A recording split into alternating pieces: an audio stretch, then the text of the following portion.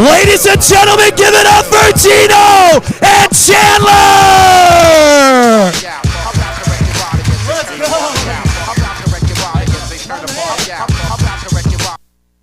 We got Mr. Hype Man over here, hyping us up early morning, getting us ready. But anyway, guys, first, thanks, Ryan, for having us come on here. We met Ryan about 6 months ago. We went golfing with him. Best investment we could have ever done. Put us in the room with Ryan and other people that he's obviously affiliated with. 6 months later, we're here now. So thanks again, Ryan, for having us. As the screen says, my name is Gino Palumba, CEO of Ferocity Assets. We're located in Atlanta, Georgia. Yeah, and my name is Chandlersaine, and I'm the COO of our company. So without further ado. Yeah, so about me real quick. This is the boring part, but I'm from Georgia, 23 years old, started wholesaling at 19. I have 24 rentals, units. Hobbies are golfing. Pineda got me hooked. My first round was with Pineda in January, so he got me hooked on it. And traveling, as you can see here, this was like 2 weeks ago. I proposed to my, fiance now in Paris. So yeah, it was a great experience for sure. And then a lot of our presentations are going to be talking about this, but touring in Europe. So for 2022. Yeah, and my name is Chandler. As you can see, that's actually a picture here in Vegas last time we came to the event. But I'm 23 as well.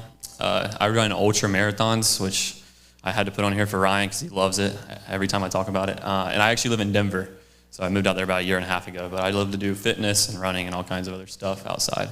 So.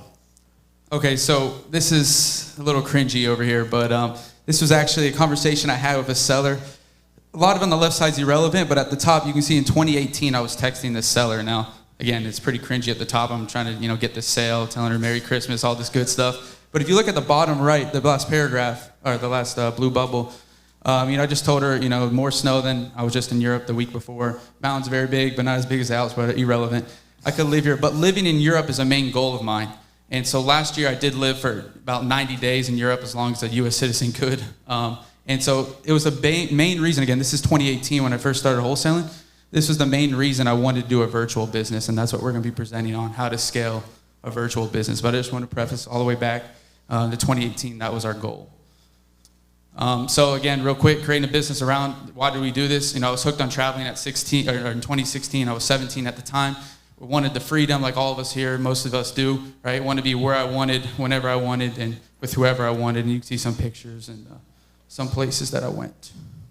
Yeah, and basically like the same thing for me is like I want to have the freedom to go wherever I am. Like, growing up, my parents were, they had their landlocked jobs. My dad had a landscape construction company, so he's got to live in that location in order to do the work. So I was like, that's just not what I want. I want to be able to travel and do all these kind of things, which allowed me to move out to Denver and do what I enjoy to do, which is be outdoors. So with that being said, let's get into it. Yeah, so what we're going to be presenting on is how we took our self-development, how we become better, obviously developing ourselves, as well as, people in our business and our sales process to get us from the multiple six figures a year virtually to 7 figures last year and to hopefully even be around 5 million this year in wholesaling. So we're going to go over that today. First things first, Chandler. Yeah. So in 2020, again, we're just comparing back to when we did 6 figures in 2020 to 2021 when we did 1.8 million in gross profit. So 2020, the two big things we realized is that education is number one most important thing that fast-tracked our success. And you can see in 2020 we spent about $14,000. And we had also, in 2021, you can see we spent about $72,000. So the big difference in, that's $60,000 of extra spend to over double the business and gross profit. It's pretty definitely worthwhile. And also like the people side of it too, is we had about 12 people in 2020 towards the end. And then in the 2021, we had about 28 people. And so we're going to go into kind of how we brought these people on and then what we invested in and kind of why, what benefits did it bring to us. Yeah, so on the first point Chandler talked about, we're going to start going over self-development. So these are all, and there's many other ones as well, but many programs that we invested in, Sharper, just to get over our business foundations. I think Gary spoke at this event a couple quarters ago, was a big one. Collective Genius, just a big mastermind. Real Estate Disruptors, I think a lot of us know Steve Trang. I started a sales program at 2020, and just a couple of our other mentors in there. Yeah, and like a couple of these really key things are just kind of showing you like for example, like we get to see exactly what their 7-figure business looks like. So we want to replicate something similar to that for you guys. So like, for example, the results-driven program with Tiffany High, they show you exactly what it looks like for them. So we just like, oh, well, let's just see what that looks like and take what we have and kind of emulate that. And also, like, we hired a leadership coach because we realized we had all these people, like towards the end of 2021, we got out of the day-to-day, and we're like, well, how do we use these resources we have? So we hired a personal weekly mentor who we talk to an hour a week, and he's been super instrumental in us developing as leaders and developing strategy into the organization. Yeah, and I think it's important to note too, and we were talking this with Ryan yesterday on the podcast of how you join these mentorships, and not only do you learn things, right? We went golfing with Ryan. Not only do we learn things from Ryan, but we also get access and become relationship. We get relationships with Ryan, but also with people that he knows, right? So a lot of this stuff, like I joined Steve's thing, he immediately introduced me, Real Estate Disruptors on there, immediately introduced me to Pace Morby. So like these programs and where you invest in, like you guys are here now, right? Investing in a future flipper, and you can see like now you get connected to the guy next to you that can be your partner, like Ryan was mentioned earlier, or that someone that can introduce you to the next person that you're trying to get to. You're just one phone call away, right, from that next person. So it's very important to be developing into yourself, right? And so what do we do with this? So main thing I want to focus on is we learned what numbers we need to look at. And for our business of wholesaling real estate, right, we're direct-to-seller marketing. Big things we look at is, how many leads to appointments. What's that average? And so we just wanted to throw some numbers to give you guys some base marks of what we look at in our business. Again, it's just leads to appointments. It's about 8.5%. Now, granted, Darren's going to come on here later, talk about TV. You're going to be a lot higher amount of leads because they're higher quality. So again, this is just an average of all of our marketing channels, 8.5%. Appointments to appointments complete. This is a metric we never tracked, right? What is appointments to appointments complete is, how many do we attend them? And we're virtual, right? So we're on the phone. But how many times do we actually complete them? Because that was the thing we were having trouble with, right? We were like, man, we're not closing that many deals. And our percentage, at the bottom one right there, right under it is 20%. We're at like 15%. But we found out the reason we're at 15% was because we weren't completing all of our appointments, right? We would try to call the seller, they wouldn't answer. Or maybe you go to attend their phone or to attend the in-person appointment, but they didn't show up, whatever it might be, right? So it's an important metric to track that. At least 80% of our appointments complete, 85%. And then appointment complete to contract, how many do you complete to get actually locked up? 20% we want to be baseline. These are all baseline numbers. Anything above there is great. Under there, we got to start measuring and seeing what's going on. And then obviously how many contracts to the ones you close, 75%. Yeah, and a big part of this too is like these conversion factors really show like how good you are. So like if you're running really efficiently, they're going to be higher, right? If you're running inefficient, they're going to be lower. So you want to track like, these are the key numbers to measure your business health, at least for wholesale, like direct-to-seller marketing company. I mean, really any company, because everyone has leads, everyone has appointments, everyone gives offers, everyone gets the client, right? So you want to track those key metrics and then have like a total, but you also want to see how do you move through the line, like how many people are coming at the bottom of the funnel. So we're going to talk about how we use this. Yeah, so what do we do with these numbers now? You guys get these numbers, you see them, and now how do we apply them, right? So we got to first determine our baseline. You guys should start measuring those in your business now, right? Maybe look and say, what's your lead to a appointment? What's your appointment? Get your baselines together because now you can start making projections. And like I said, we're presenting on here is how we went from 6 figures multiple a year, 6 figures to 7 figures. And the biggest thing, too, in there that we did was actually look and track these numbers. And once you track them, that's not the only thing you can do. Like, you don't just track them and throw them aside. We used to do that, right? Oh, we know our numbers, but what do you do with them? And the second point there is we got to be able to make projections off it. So if we know that we're only closing at 15% for this month, we're going to just project that next month's the same. And with that being said, we need to figure out now how many appointments we need to be closing at it to get our contract goal, to get our lead goal. All this stuff like plays into your projections, and you got to project 6 months, 12 months, years out, right? And obviously, you can as well as figure out where can you get better. If you see you really declining on your appointments complete to closing, maybe you got to do a lot more sales training. You got to help your acquisition reps. You got to listen to their calls. You got to change things up. And so that was a pivotal thing that took us from just doing multiple 7 figures to 1.8 to hopefully 5 mil this year, is really just honing in on those numbers and doing something with the numbers. Yeah, and another thing too on the projection side is like you're going to be able to dial it down and know like, okay, it takes me this many, like let's say phone calls to get a contract over like a longer period of time. And what you're going to want to do is you're going to want to over project by about like 20% because you're probably going to be inefficient. When you add more things into the funnel or the top of the funnel, so you get more leads, you're going to be worse at converting those leads into contracts because you're not going to be as operationally efficient. So make sure you over project with what you think you can do. Another thing too, on top of that, just As in, one of the biggest things that we realized, because from going to 6 to 7 figures, is that most of the time it's just increasing the top of your funnel, like I just mentioned. It's like you don't need to do anything really internally. You just need to spend more on marketing or generate more leads. That's typically a lot of the times what we see. So going into people now. So, now that we kind of have figured out, the numbers, things that you need to track, is usually that requires, like when you increase the top of the funnel, you need more salespeople, you need people taking the phone calls, you need people setting appointments.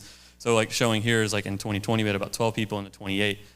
So we got all these people, but, what do they do? So that's what we're going to get into next is, the first part is usually systemizing yourself, right? So if you don't have a team, if you do have a team, you always are running the battle of optimizing what you do on a daily basis.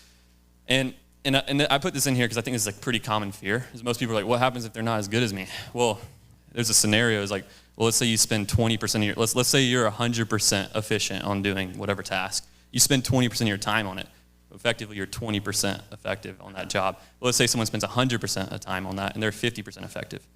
Well, they're 50% as good as you.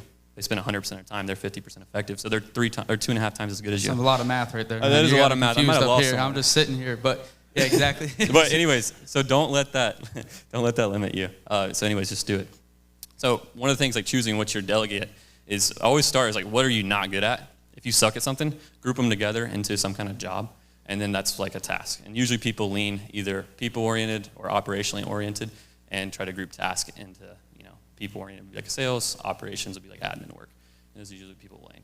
Once you get your weaknesses outsourced, and you're always going to have weaknesses that you're outsourcing, but one of the simple tasks I like to do is write out every single thing that I do on a daily basis, weekly basis, monthly, whatever it is, and then we grade them on a scale of 0 to 4 revenue generating, and then scale 0 to 4 time consumption. So, you only want to do low time, high revenue, and, you definitely want to get rid of high time, no revenue. That's the first ones that pop off your plate. Because it's all about making more money, is doing more with your time. So.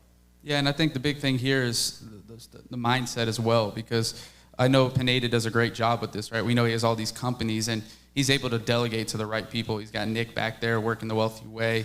I mean, he's just, you got to put your mind to it, and you got to trust people. That's a big thing we all do. And like when I first, started this business, I was like, I can do it better than that person. I can do it better than this person. I'm not going to give them that task off. But like kind of what Chandler was saying before he went to the Pythagorean theorem or whatever he was saying is before he went into that, is if they can do it just 80% as good as me, that frees up my 100% to go work on something else that could be generating millions and millions of dollars. So big thing right there. Yep. So now we're going to give you kind of a layout of the high level of like what are our key departments, how's the business laid out. And so first off, we got the marketing department. And this consists of basically we have a marketing director, we have an admin who does data and all kinds of other stuff to kind of assist her. We have a couple texters, we have some cold callers, and there's also a copywriter that we do for texting. Some of the marketing sources we have is we do cold call, obviously, we do text blasting with launch control, and then we do TV. TV is another awesome generator with Darren and Bullseye branding over there. So it's just not only has like Darren taught us, got us leads in our system, but also like, with Bullseye, kind of a lot of this stuff too plays into it. Like he taught us how to get more out of our pipeline too. So just going there. Yeah, I think a big thing to note there, if you guys are texting, Launch Control we've seen have the most success. We've been doing it 2 years. But the thing that we a little bit, Chandler touched on, was that we have like 1 to 2 full-time copywriters. All they're doing is writing templates every day. And if you guys are texting, I'm sure you guys are aware, we're fighting against the carriers restricting us. We're fighting for getting marked spam, right? All that stuff. And so we had the two full-time copywriters, and all they're doing is writing templates for text every day. And that's what really that's our best marketing source right now, texting, right behind TV, like Chandler said, which I'm excited to see Darren's presentation on, because like Pineda said, they're doing millions and millions of dollars a month in wholesaling. So here we go. So talking about lead management, right? So and part of our sales team is we have lead managers. Lead managers, for you guys that don't know, these are the people that are being the first contact from a marketing source, right? So a cold caller gets a lead that says they want to sell. They push it to our CRM, right, our customer relationship manager, where we stash all of our leads. And then that first point of contact in that CRM is our lead manager. What are they doing? Trying to qualify leads, manage leads, right? They're trying to figure out, is this person going to be a fit to sell to someone like us, which we all know majority of the time these sellers aren't a fit. It's a numbers game, right? You got to get on the phone. We got to disqualify as soon as possible, get on the next. But as you see here, we have 1 working director with 4 lead managers. The 3 metrics I want to put on here that we measure them every day is calls. How many calls did they have, right? How many conversations? and how many appointments set. It's important to measure conversations because, again, going back to this carrier problem, a lot of your numbers get marked spam, and we want to be at least 20% calls to conversations. We make 10 calls, we want to have 2 conversations, and that's just based on seeing if our phone numbers aren't marked spam and we're still performing. So. And a little bit on this position too, if you guys don't have like appointment setters, which that's what lead management does, is they go through all of our database and set appointments. It's a super critical position because it's 2 completely different roles, lead management and acquisitions. So setting up appointment versus closing, you all know is different. Lead managers need to be more organized. They're more like friendly people. Closers are a little bit more like driving sharks types mentality. So super important position we've added. Yeah, so back to acquisition management. Acquisition now is the one like Chandler was hinting at. They get the appointments from the lead managers, and they're the ones that give the offers to sellers. And we'll go a little bit later into what that script kind of looks like. But we got 1 sales director from the U.S., 4 acquisition managers. We have 1 in Bolivia as well, full-time. And you guys can see we have a lot of virtual assistants that work in our business. It's just, an advantage we have at working virtually, that we can hire people all around the world, right? So their big numbers are appointments completed, like I mentioned earlier, contract percentage, how much did they close, what's that out of the appointments completed, and then how many dials do they make per day. So moving on to the last part, these are technically 2 different departments, but we just put them together on the slide. So we get dispositions and transaction coordinator. So we have 2 dispositions people, which they're responsible for taking the contract and finding the buyer in the wholesale process. And we have an assistant who works alongside doing like all the paperwork, all the little stuff, right? So the disposition people can be selling. And then we have a transaction coordinator who she's responsible for clearing title and just making sure that we get to the closing table on the time. So funding, title's clear, payoffs there, everything's good to go. And this is going to be a super critical part of our business moving forward because, as the market, starts to change and inventory gets a little bit, more back to regular, or supply gets back to regular, then it's going to be harder to sell deals because, days on market are going to be more, buyers are going to be more timid and stuff. So it's going to be, you're going to do a lot more work. So we're going to be definitely. Yeah, so we just came back from a mastermind last week with it's called Collective Genius.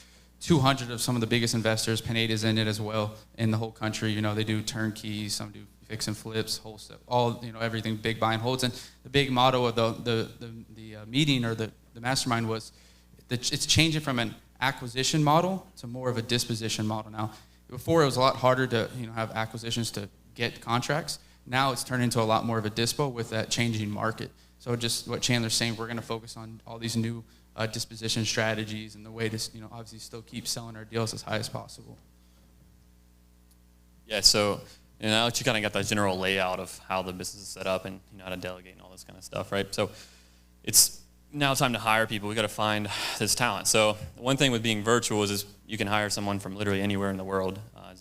It's kind of hard to do it if they're 8 hours ahead of you just because they got to stay up late at night or work early in the morning. But where we find our VAs is we find them on Upwork. And if you want to find South American VAs, just a quick tip is you can just literally put in the location on there on Upwork, and you'll get only applications from that, geographical area, sorry. And then WiseHire is another great place that we're hiring all of our sales guys from right now. And this, apparently it posts on like all the major job boards. And we posted a job and it's like 200 applicants in like 3 days, so super great for there. Probably the absolute biggest 2 sources of hiring has been social media, friends, and referrals. So this is just simply having, we have a great culture, a great environment. People love working on our team. It's virtual. We're all young. We have fun. And then also having a social brand to where you show that off. And then when you ask for, referrals or posts on social media, hey, we're looking to hire, people are DMing you everywhere because they're like, I want to work with these people. I want to be a part of something great and move that way. So. Yeah, I'd say that the big thing is, I know Pineda's going to love this, but the social media aspect. Right, when you're posting every day showing, you're doing deals, you're doing something, even going through struggles, people see that you're genuine. And as soon as we, put any application up online, hey, we're looking for someone to, be our COO of this company, immediately we get a lot of interest in it, and we're not even close. We're like 100th of Pineda's level of followers, but we still get a lot of hits from it. And I think it just goes to the, just a test to the fact of when you put yourself out there, even though it's awkward a lot of times, it can come back and many times over. And especially with people, they see that, right? Yeah, so a little bit about our hiring process too here. So, when we look, what the first part is like, what do you look for even in a candidate? Is like the number one thing is past history success. If someone's like crushed it in sports, like a lot of the people we hire like 25, 22, 23 straight out of college or high school. And if they've done really well at something else in the past, and they have the ability just to get good. So that's one thing that we love. Another one is like being able to go through hard times and come out better on the other end. That shows us like, a lot of character. And, again, it's kind of the same thing. They were able to figure stuff out when it's hard. And those are the main two. And then finally, like, we have this core value exercise, which I'll go over in a second, but they have to match our core values. Our core values are commitment, integrity, and growth mindset. And if they don't match those, then we will not hire them. We will fire you if you do not act in those core values. So a little bit about the process here is one, we just, like on WiseHire, we'll pop up a job description, get their resume in. Then we set up an initial interview. And this is where we do the core value exercise. And this is all we want to do on this interview is literally just find out if they're a good culture fit. And culture just means it's core values in action. That's all culture is. So, yeah, so I mean, one thing too on here, like Chandler's talking about, is not only the core value is important, but you got to think about hiring people. Like we said, that's one of our big 3 things we're talking about today is people. And again, we were talking about Pineda yesterday, and he was telling us, as well, people is what grew him so quickly, and that's what we feel as well. You got to treat, hiring people just as if you're texting sellers or cold calling people. Like, it's a numbers game. You got to send out as many, it's marketing and sales. You got to market yourself out, whether that's social media, WiseHire, Upwork. You got to get leads coming in, and you got to filter them. You got to disqualify, like I talked about lead management, and like Chandler's about to get into exactly what that core value exercise is, and this is probably one of the most important things at the presentation of how we do this exercise. Yeah, so the core value exercise is pretty simple. All you do is ask someone's like, and you can do this too if you want. If not, just do it later. It's really a good exercise. Is you ask yourself, who are 3 people that have impacted me the most in my life? And then what are 3 things about each one of those people that you see in them, like that you admire?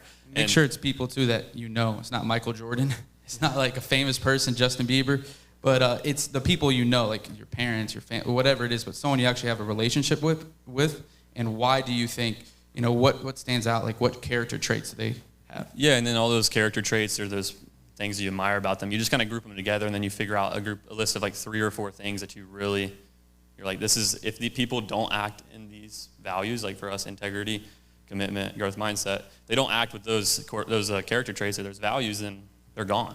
And it's that simple. Like, they get one warning, they're out the next time. So the next part is like after that, we do like a personality test. They take an IQ test and an EQ test. Those are good things. You can get a good gauge on where someone's at. And then once they pass that kind of thing and they do that, they have an interview with their director. This one, we're actually trying to figure out how good they might be at the job and if they're going to fit that team-specific culture. And then, questions like, what have you done in the past? What is your most proud accomplishment? What's the hardest thing you've done? That kind of stuff. And then if they pass that with the director, then they come on to a panel interview where you have 3 people in there. And we just ask them all the red flag questions. Like, everything we've seen through the process, we're drilling it. We're asking the tough questions because you're going to see people's true character come out. And, if they make it through that and they handle everything well, then they're good to go. Let them rock. So, yeah, one more thing too to hit. EQ is like rating their emotional intelligence as well. For anyone that did not know that already, so we look at how are they emotionally, how can they handle emotion. So if I'm dealing with a salesperson, I need to make sure that they're not going to get over emotional, which a lot of salespeople do, and start making yelling at sellers when they're telling them I don't want to sell or cursing them. So that's a big thing we look at.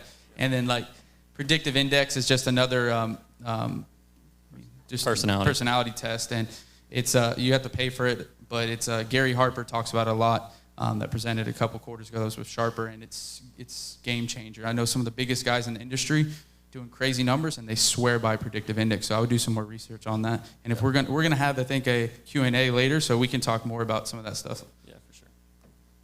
So now that you found the person, you brought them on board, you got to figure out how to train this guy. Like, so what do you even do? Like, where do you even start? So the first thing is you kind of figure out, what does this person already know? Like, what are we working with here? If they don't know anything, which is a lot of people we hire, then you got to start with the foundation, the fundamentals of the skill. So like if it's a salesperson, they got to learn the script. They got to learn what a good appointment or someone closing is. They got to learn these fundamentals, and then you kind of go through that. So you teach them that, and then they start shadowing some people. Maybe shadow you, maybe shadow some other team members, and then you put them in the training. If they have a lot of skills, like let's say they've done this job before, then you really just teach them like what to do. Like, how does your system work? What is the goal? And then kind of let them rip, and then let them go out there and try and fail. And if they fail and if they succeed, then great. Just train them up on what they do know and kind of mold them to your process. So that's been what we do. And as far as like a training cadence, when you bring someone on, we have what we call a daily huddle, which I'll go over on the next slide. But basically, we have a team group meeting every morning. It's like 30 minutes with them, so they're in that. And then also, there's usually a 30 to 60 minute meeting in the afternoon, one-on-one with the person who's training them, just to make sure we're getting them up to speed. So we're going on any struggles they have, anything we've seen from listening to their calls or reviewing their work or working alongside them, whatever it might be.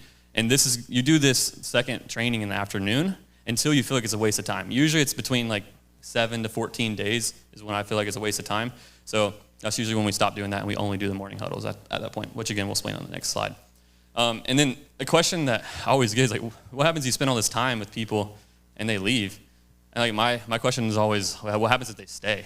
You know, like, do you want someone who's trash and you've never spoke to them one time about how to talk to a seller or told them how to do the job? Like, no, you don't want that. So you need to spend the time with them. It's going to be a massive, massive return on your investment. And I think that's a big thing to bring up because we've done a lot of leadership coaching, and it's like, this person left. We all have that. Like, I've done it too. I'm guilty of it. Like, this person was terrible. Like, we should never have hired him. This was, dumb for us to even think about doing. But then you look back and like, did you do everything you could to make that person successful?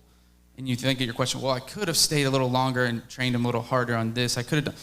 And what that's going to teach you is like, hey, in the future, I need to start, whatever I came up with after saying that to myself, I need to start implementing that, put that down on my process. And it'll really just, let the tide go out and see really what was at fault. And it's 100% probably your fault that person didn't succeed, right?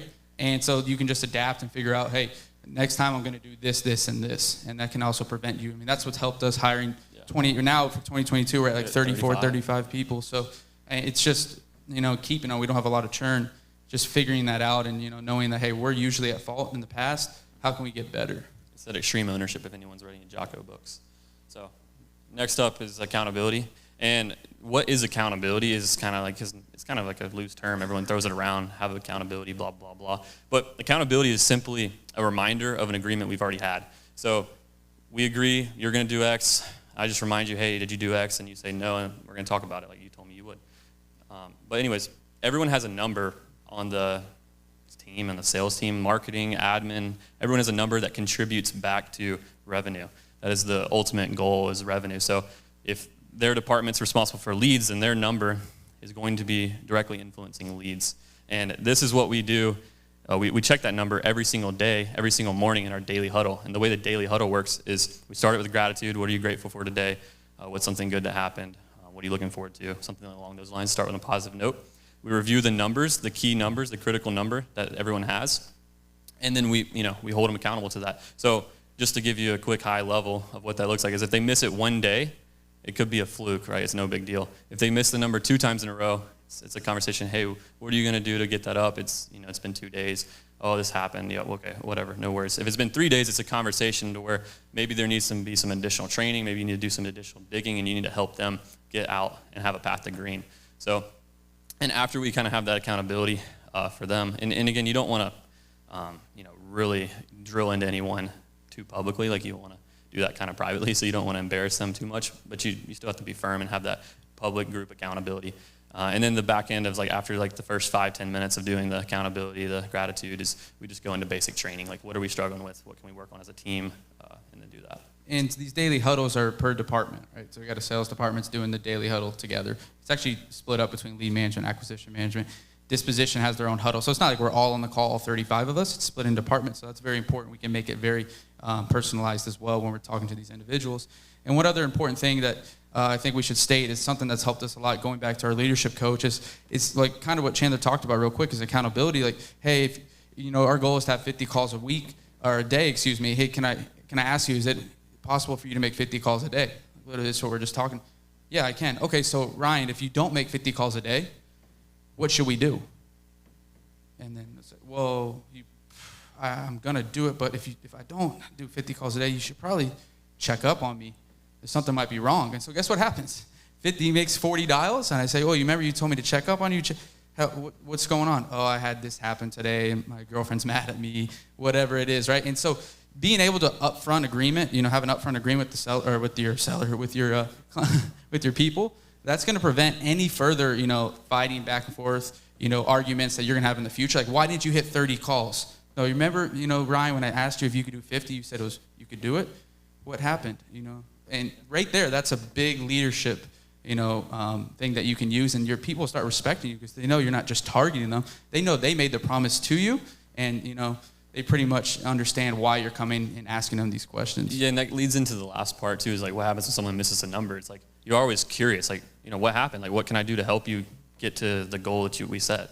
And you're always coming from that angle, and you're figuring out where did they mess up, like if, maybe they had a life problem or something that they missed their call number. They're like, honestly, man, like I'm going through this hard time, my girlfriend broke up with me, whatever it is, right? Everyone's people, right? So they all have these problems, and you got to sometimes be a mentor, and not only a coach, a mentor, but a leader and a friend. So you got to just be on their side. You're on their team. You're not saying, you got to do this, you got to do that. It's just, you're helping. And I was guilty of this too, being transparent. Last 2 months, we missed our contract goal by like 50%.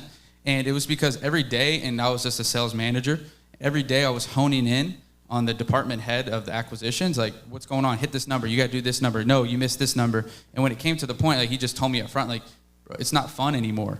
Like, you're just putting too much pressure on me, too many numbers. And it goes kind of, with this, they kept missing the number, and I kept saying, it's red. What are we doing to fix it? What are we doing to fix it?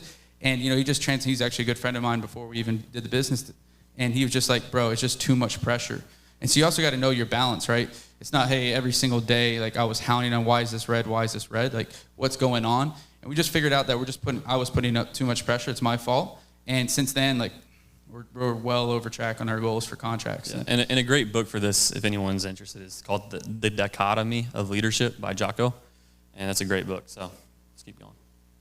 So here, we're a virtual company, right? We do have 8 or 9 people in Georgia, actually, that work with us. So we do occasionally get to go out, play some top golf with some of our team members in there. But it's really hard, when you have people living in Spain, Venezuela, Nicaragua, all over the world to, build a company culture, right? I mean, we can't just all take them out and enjoy, meet each other face to face. So we intentionally, go after this. And the big first starter we already talked about earlier is core values. If we can all rally around the same core values, our culture is pretty much built in right there, right? And as well as, we have a purpose statement, developing communities, creating opportunities, and putting you first, right? And that's our statement to, anyone we work with.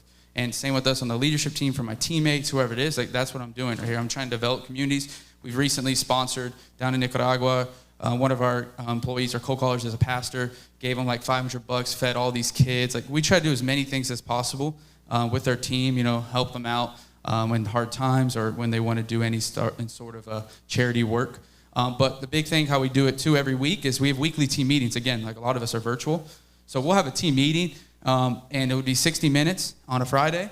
And literally, like, one of the meetings was, hey, bring someone of significance, and I want you to share your favorite moment with them. And so we had everyone. I mean, a lot of them didn't speak English, so we're like translating. It was a fun old time. Like, we were all having a good time, and we were able to build, relationships, and someone in common, and someone in Spain had something in common with someone in Georgia. And so just bringing everyone together and bringing other people involved in those people's personal lives was a huge exercise. Yeah, and these people, like, the people on our team, really look forward to this weekly meeting because it's not anything about business. We're literally talking about, like, one of the scenarios is, like, if you could pick 3 people on the team to go into a zombie apocalypse with you, who would you pick? Who would your squad be? And, like, what would each person bring to the table?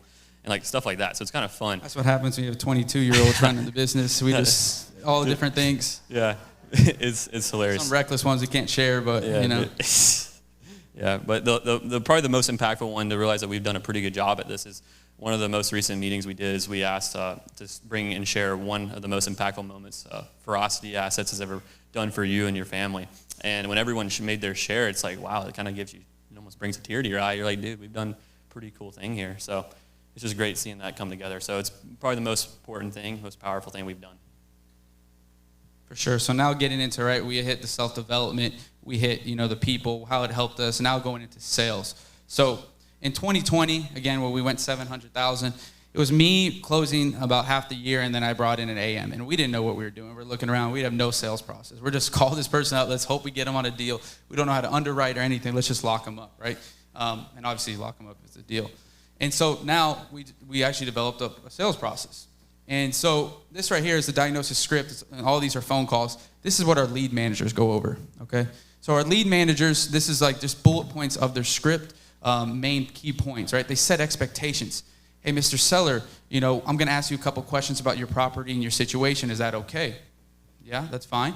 Okay, perfect. Well, as well as if we are a good fit, if I feel we're a good fit, I'm going to set you up to talk to one of our home buying specialists, who our acquisition managers are. We just say home buying specialists. It sounds a lot better. And so we're telling this person at the beginning of the call, because I'm sure we've all heard it, right? This is going on setting expectations right now. We've all heard this, what's my offer, what's my offer, what's my offer? Well, Mr. Seller, remember when I told you that I'm going to have to ask you some questions about your property and situation? You told me that's okay? Yeah, I had to get that first. And you remember also when I told you if we are a good fit, I would let you know. I would send you over to our home buying specialist, and they'll let you know what your property qualified for. Remember when you said, yeah?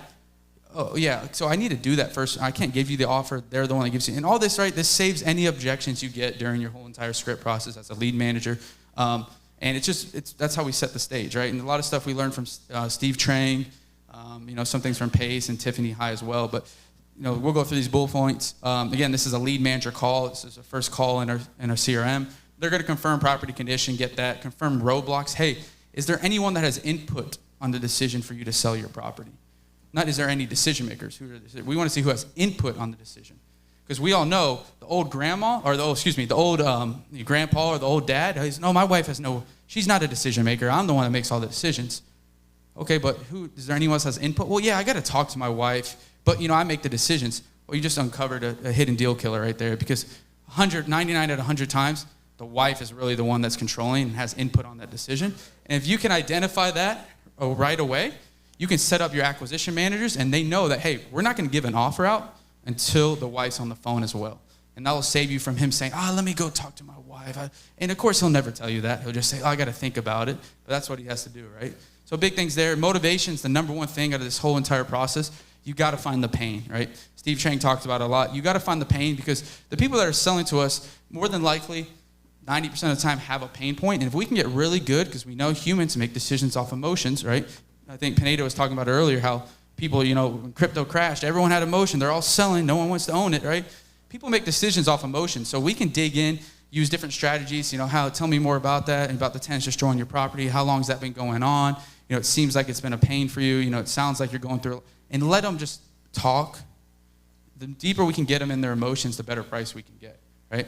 So obviously we ask them price, and then we set expectations for the next call, like I kind of mentioned, is if they are a good fit, hey, I'm going to transfer you over to one of our home buying specialists right now. He'll let you know what the property qualified for.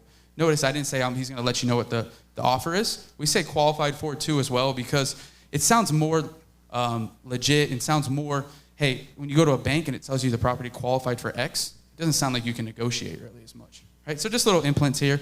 Offer call as well. This is now, they transfer it over to the acquisition manager. The goal in the offer call, build rapport, set the stage, let the seller know, hey, are you able to go over an agreement right now? Before we even give an offer, are you able to do that? Yeah, I can. Perfect. Then I'll move on. If they can't, I'm going to set up another time, because we don't send agreements unless they're ready to go over them right now. We address roadblocks. Same thing like I talked about the wives. We'll make sure they're on the phone. State their motivation. Get them really up in that pain like we talked about. And then we'll present them with the number the property qualified for, right? Real specific. And then that's it. And real quick, contract call. We have a contract call. We don't just send the contract and pray. We used to do that. So many times I'm sure everyone here has had it happen to you. You never hear an answer back. We post-close them. This is my last important point I'll go on, is we ask the seller, hey, look, this is again, once we've already agreed on a price, we've already agreed on terms. And Mr. Seller, I'm about to send over agreement to you, but before I do, let's say the agreement looks good. There's no questions, and obviously we already agreed on price. There's no questions with the agreement. What would happen next? And just pause. And what we're looking for is them to say, I will sign the agreement. Yeah, what do you think, Gino? I'll sign the agreement. And they just post-close themselves. They literally just closed themselves. They just told themselves, I would sign. I didn't ask them, are you going to sign the agreement if I send it over to you and everything looks good? And that relieves the pressure off them. One, they close themselves, so when they go through the agreement and they say, well, I need to think about it a little bit. Well, I'm confused. You told me that what you said you would sign. So something must not look good on this agreement. And you can go back, handle objections. So we post-close first. Want them to say they will go sign the agreement. Then we'll go over the agreement. Important process, set the expectations for the rest of the transaction. So, yeah, and just to if you go back to that last slide, I guess it doesn't really matter. But the whole reason we even made a process because we needed, one, to know how to train people, and then two, we were like, we got to hire all these other people. How are we going to teach them what to do? So, kind of the quick and dirty way that we built that out is we took what we did, and then we just made it in an order. And we put it in the best order that we could do, and we just repeated it. And then we'd refine it over time. So as problems come up, like, for example, the expectations. If something comes up on the back end, a lot of times you can just address it in expectations, and that fixes the issue back, the bottleneck on the back end. So that's just a quick way to go do it. It looks like a lot, and it might be overwhelming, but just start with just an order of high-level things that you already do, and just order them and then follow that order and then address it or improve it accordingly. If you guys have questions, again, we're going to do that Q&A so we can go deeper in the sales process. And, that's the stuff I like, you can tell. But next, here we go, recap, Chandler. Yeah, so just to recap, education is in self-improvement. It should be a never-ending thing. It literally is the only reason why we have done what we've done, and we're going to do what we're going to do. So never stop learning, never stop improving. The day you stop learning is the day you get left behind. So the other part is I was actually asked this question probably like 2 weeks ago. I went out to lunch with a buddy, and he just simply asked us, like, what allowed you guys to be able to have so much success fast? And obviously education's one. But the other part is, like, we got lucky with people. We hired a bunch of great people. We built a great culture, and we executed on training them. And that's all we did. And we didn't do anything special. We just did it every day. And so make sure people are really, really, really important. And then the last part is having a sales process. This streamlines everything. It makes sales more consistent. It allows you to be able to train. It allows you to be able to scale sales. So yeah, that's the big thing. Scalability is a huge thing. We're talking about how you go from 6 to 7 figures. You want to scale, you have to have a sales process in play. Yeah, because ultimately to go from 6 to 7 figures, you can definitely do all the work if you want to work 12, 15 hours a day and grind. But you more than likely are going to need to be able to scale yourself out and have other people do what you're doing. And just to define scaling, I like definitions so we know what you're talking about here. Scaling is having. Are you laughing? I heard you laugh. I heard him laugh over here. Over there, but but scaling is literally just defined as this is how I define it, is doing everything you used to do, but having other people do it just as well as you used to do it. And that's pretty much it. That's the big thing. And so, guys, if you want to contact us, you can just do the good old QR code, COVID menus, the restaurant menus. But, you can follow us there. Also, obviously, Facebook as well. It's my name, Gino Palumba. We could talk later if you guys have questions. And we also have a podcast, free podcast. We had Pineda on before. We had Darren, who's about to come up here and destroy us. He's going to make us look like babies, but he is a dad to us. He is kind of like a second dad. We know Darren really well, so I guess he could say he could destroy us like we're his sons. So, but anyway, guys, thanks again, and we're going to have that Q&A, later on today. And so thanks for having us again, Pineda, and thanks again, guys. Appreciate you guys. Give them some love, everybody. Great job, gentlemen. Rock and roll, rock and roll.